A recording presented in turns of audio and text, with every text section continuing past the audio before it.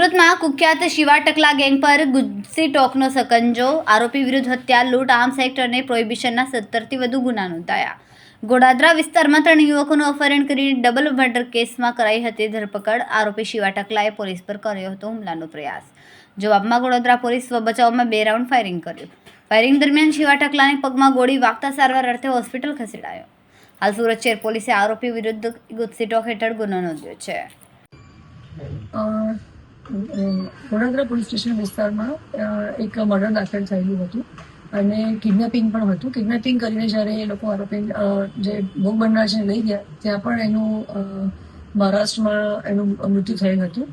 આ રીતે જે શિવા નલની યાદવ કરીને જે આરોપી છે એને પોતાની આખી ગેંગ રચી અને અગાઉ પણ એણે મર્ડર અને એટેમ્પ ટુ મર્ડરના ગુનાઓ એના પર દાખલ થયેલા છે.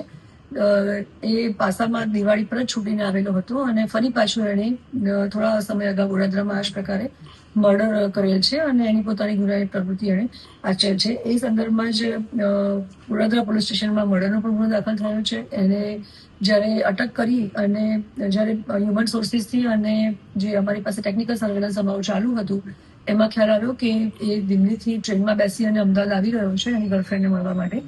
ત્યારે અમે એને ત્યાંથી કેચ કરી અને જ્યારે પરત સુરત પોલીસ સ્ટેશન વિસ્તારમાં લાવતા હતા ત્યારે એણે પોતાની તબિયત થોડી ખરાબ છે એવું નાટક કરી અને વોશરૂમ જવાના અને વોમિટ થઈ રહી છે એમ કહેવાથી જ્યારે રસ્તામાં ગાડી ઊભી રાખી તો ત્યાંથી ભાગવાનો પ્રયત્ન કર્યો એણે અને જે ડિસ્ટર્બ પીએસઆઈ છે એમની પણ ગન ખોંચવી અને ઝપાઝપી કરી અને એને ભાગી જવું હતું.